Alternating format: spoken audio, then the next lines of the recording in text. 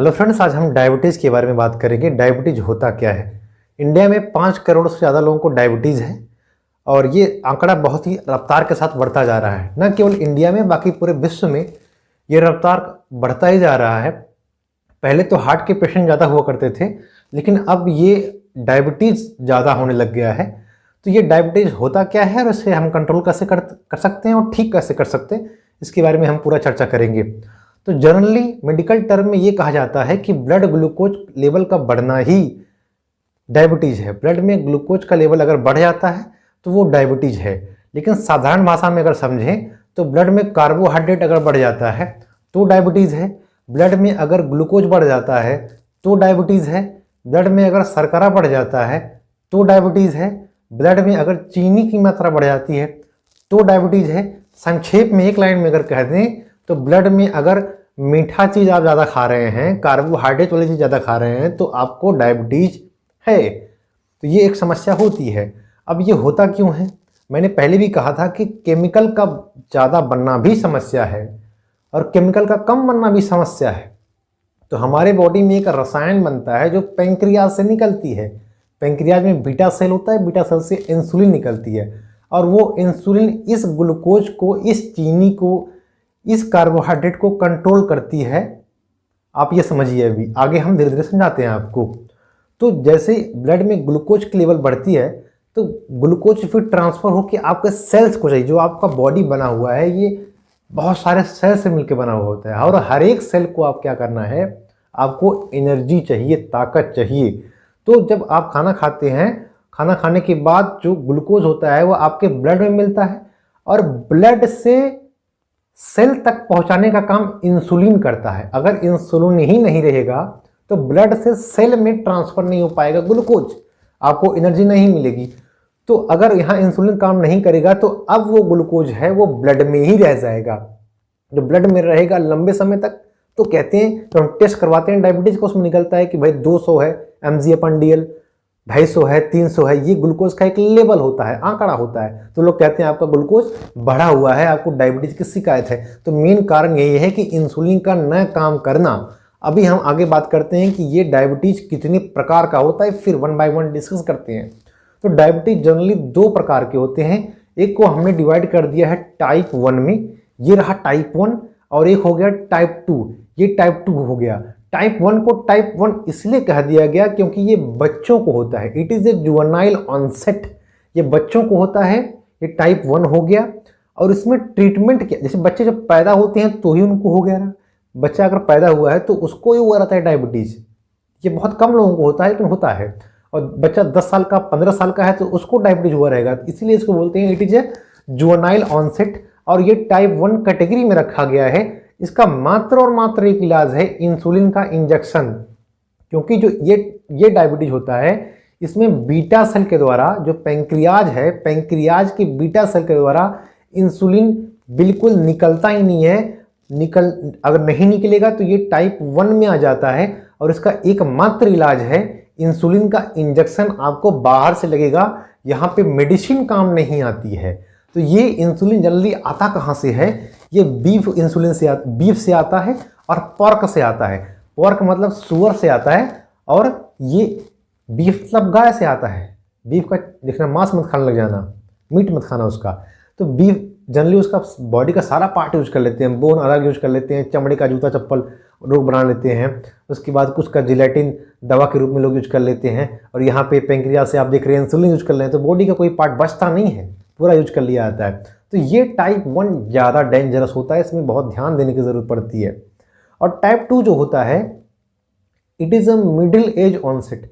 ये 35 साल के ऊपर लोगों को होता है, 50 साल, 40 साल के, 60 साल के लोग हैं, मिडिल एज इसलिए बोलते हैं। ये उतना डेंजरस नहीं है जितना डेंजरस टाइप 1 का कैटेगरी का है। टाइप 1 में तो इंजेक्शन लगेगा, यहाँ पे आपको इंजेक्शन नहीं लगता है क्योंकि यहाँ पे बीटा सेल टोटली डिस्ट्रॉय नहीं होता है, पेंक्रियाज में कोई प्रॉब्लम नहीं होती है, इंसुलिन में कोई कमी नहीं होती है, इंसुलिन प्रॉपर सिक्रेशन होता रहता है। लेकिन सवाल ये है कि फिर डायबिटीज होता क्यों? लोग यही जानते हैं कि डायबिटीज़ में इंसुलिन नहीं बनता, ऐसा नहीं है, इंसुलिन बनता है। टाइप 2 डायबिटीज़ में इंसुलिन की कहीं कोई कमी नहीं होती है, लेकिन उस इंसुलिन का रेजिस्टेंस हो जाता है, उस इंसुलिन का एक्शन नहीं आ पाता है। बात एक ही है, अगर बन नहीं रहा है तो भी तो इंसुलिन का काम वही है, अगर इंसुलिन बन तो रहा है, काम ही नहीं कर रहा है, तो भी तो आपको डायबिटीज की शिकायत हो जाएगी।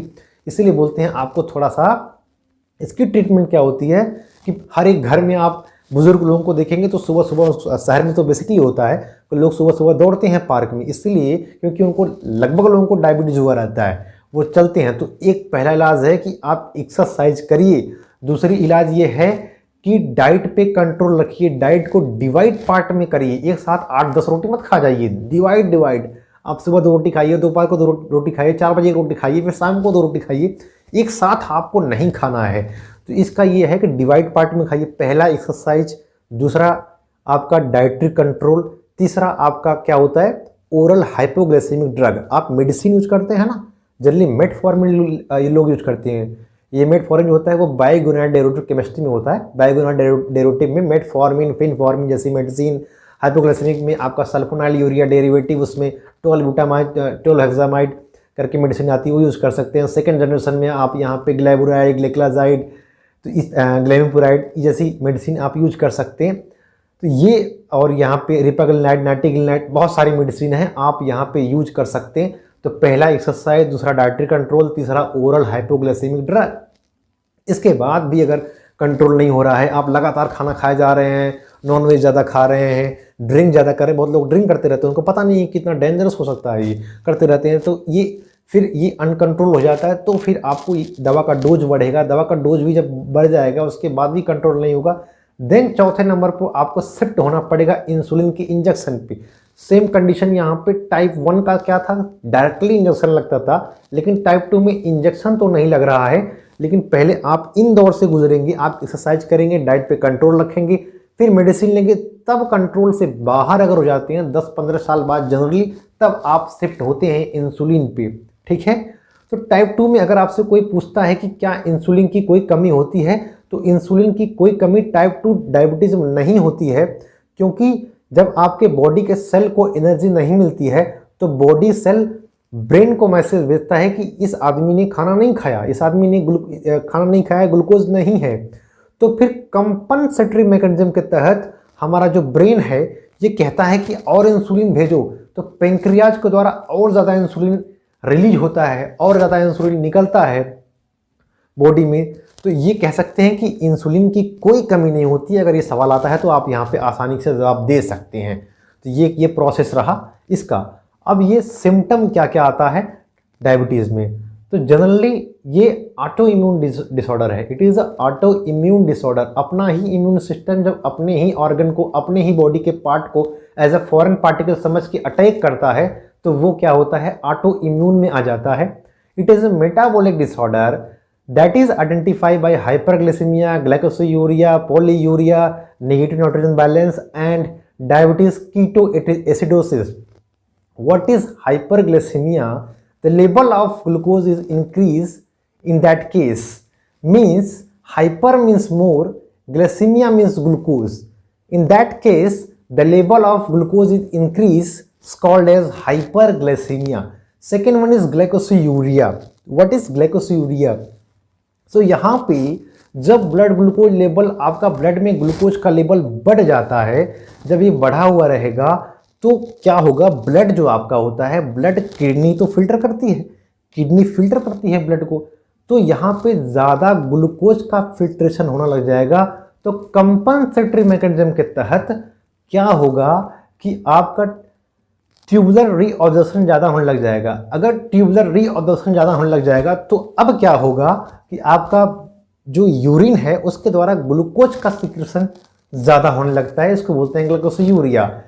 थर्ड केस में क्या होता है कि अगर आपका जो बॉडी है एनर्जी के रूप में ग्लूकोज को यूज नहीं कर पाती, जब ग्लूकोज खाना आप खाते हैं उससे एज ए एनर्जी के रूप में जब बॉडी यूज नहीं कर पाती है, तो उसको यूज तो करना है, क्योंकि आपका डायबिटीज कंट्रोल नहीं है, तो वो ग्लूकोज को नहीं यूज कर पा रहा है, तो किसको यूज करेगा, आपके बॉडी में जो स्टोर प्रोटीन है उनको यूज करेगा, आपके बॉडी में जो लिपिड्स हैं उनको यूज करेगा। अगर body as a energy source के रूप में प्रोटीन को यूज करती है तो क्या होगा, तो आपके जो बॉडी का मसल है, बॉडी का जो मसल बना हुआ है, बॉडी बिल्डर आपने देखा होगा, ताकत रहती है, तो बॉडी का जो मसल है वो मसल जनरली प्रोटीन के बने हुए होते हैं, इसलिए बोलते हैं ना अंडा खाओ ये खाओ तो बॉडी मास बन जाता है। तो ये कहते हैं तो इसमें आपका जो मसल मास है वो डिक्रीज हो जाएगी, घट जाएगी। और अगर लिपिड का एनर्जी सोर्स के रूप में यूज कर लिया, फैट का जो बॉडी का फैट है ना इसका यूज कर लिया, तो क्या समस्या हो जाएगी, तो फिर उस पेशेंट को वेट घटता है। और जो वेट घटता है तो डायबिटीज़ का ये बहुत ही सीवियर कंडीशन होता है कि वेट का घटना, वेट घटता है मतलब बहुत चिंता की बात होती है कि पेशेंट का वेट घट रहा है। कई लोगों को 5, 6, 7 महीने में समझ में नहीं आता है कि मुझे डायबिटीज़ हुआ है, उनका घटता जाता है, घटता वेट घटता जाता है। तो ये एक सीवियर कंडीशन है, इसको हल्के में नहीं लिया जा सकता है। तो अगर प्रोटीन को यूज़ किया तो क्या हुआ, बॉडी का मसल मास कम हुआ, उससे निगेटिव नाइट्रोजन बैलेंस हो जाता है। दूसरा क्या होती है, अगर लिपिड को एज ए एनर्जी सोर्स के रूप में यूज करेगा तो वेट घटेगा और इसका एंड प्रोडक्ट बनता है कीटोन बॉडी। कीटोन बॉडी में जनरली कीटोन पाई जाती है और एसिटेट पाई जाती है। और ये अगर इन कीटोन बॉडी का, इन कीटोन्स का अगर ज़्यादा डिपोजिशन बॉडी में होगा तो ब्रेन पे इसका बहुत नेगेटिव इफेक्ट पड़ता है, इससे पेशेंट कोमा में भी जा सकता है। तो ये एक क्राइटेरिया क्या है डायबिटीज़ का, यहाँ पे कीटोन बॉडी का फॉर्मेशन है लिपिड का अगर यूज करता है।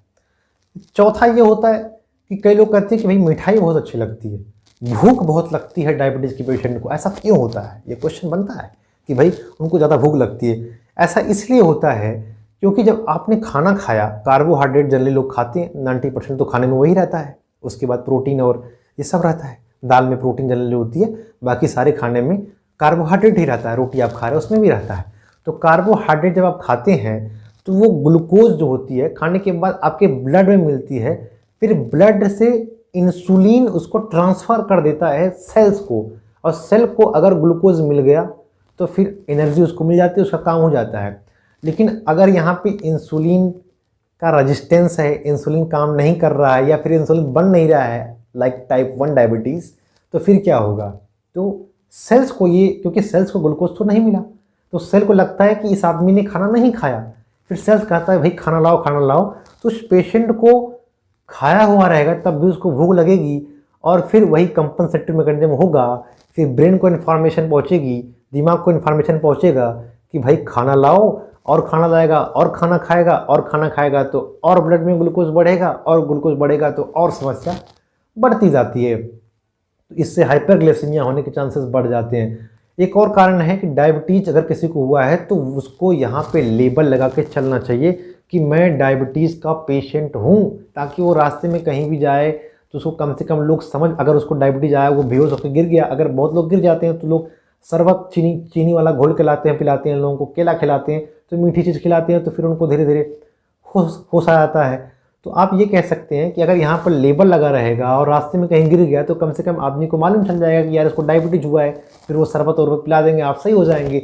ऐसे ही मिर्गी का दौरा पड़ता है तो लोग, मिर्गी में लोग जनरली भूत समझते हैं, भूत पकड़ लिया है, ऐसा नहीं है। तब यहाँ पे आप लेबल लगाएंगे मुझे मिर्गी आ सकती है, एनी टाइम आ सकता है, तो पेशेंट कम से कम लोग जान तो जाएंगे इसको मिर्गी का दौरा पड़ा है, तो फिर आपका वो इलाज भी कर सकते हैं, डॉक्टर के पास आपको पहुँचा सकते हैं। तो ये 3-4 क्राइटेरिया है। वीडियो ज़्यादा लंबी हो जाएगी इसलिए हम इसको शॉर्ट रख रहे हैं। अगला वीडियो तुरंत बनाऊंगा, आज ही बनाऊंगा, कल इसको अपलोड कर दूंगा। तो ज़रा सा भी अगर वीडियो ये आपको पसंद आई है तो इसको शेयर कर दीजिएगा और लाइक और सब्सक्राइब भी आप कर सकते हैं। बहुत बहुत धन्यवाद। और हाँ, एक और ध्यान देने वाली बात है, जो टाइप 1 डायबिटीज़ होता है उसको हम बोलते हैं इंसुलिन डिपेंडेंट डायबिटीज़ मेलाइटस। आई से इंसुलिन, डी से डिपेंडेंट, डी से डायबिटीज़ और एम से मेलाइटस, क्योंकि वो पेशेंट टोटली इंसुलिन पे डिपेंडेंट है, इसलिए बोलते हैं इंसुलिन डिपेंडेंट डायबिटीज मेलाइटस। और टाइप 2 डायबिटीज जो होता है, जो मिडिल एज ऑनसेट में होता है, वो non insulin dependent diabetes mellitus होता है। एन फॉर नॉन, उसके बाद I for insulin, D for dependent, D for diabetes, M for mellitus. तो बहुत बहुत धन्यवाद। चैनल को सब्सक्राइब और लाइक भी कर दीजिएगा।